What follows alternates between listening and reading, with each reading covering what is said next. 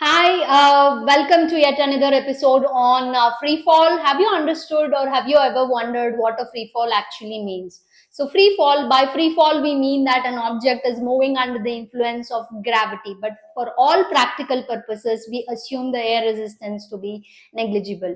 Is there a sign convention that you follow for these free fall motion? How do you write the equations of motion using for free fall, which will be really helpful in solving quite a number of numericals in physics?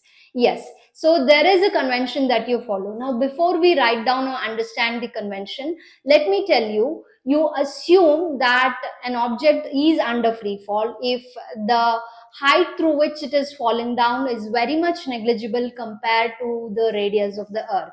So, which is obviously yes. So, you assume the object to be under free fall if the height through which the object is traveling from a certain height towards the ground under the influence of gravity, neglecting the air resistance, is very much negligible compared to the radius of the earth. So in such cases, we call such a motion as free fall and we write down the equations of motion.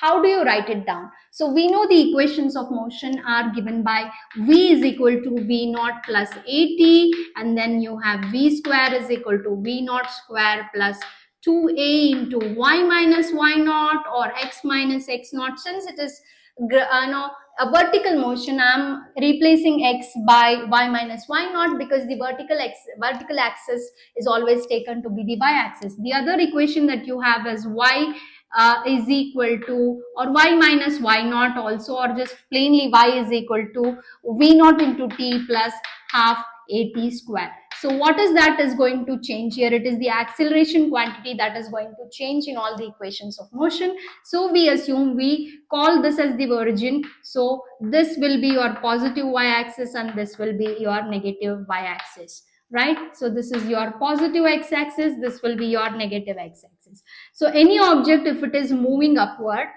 okay, see, this is the motion of the object in the upward direction, right, with some initial velocity. If it is being pulled by gravity in the downward direction, we assume the gravity to be negative and the value of gravity is always equal to 9.8 meter per second square. If the object is moving under the influence of gravity, okay, with an initial velocity moving in the same direction as gravity, then for all practical reasons we take the gravity to be positive because the direction of motion, that is the velocity as well as the acceleration experience, they are in the same direction. It will be a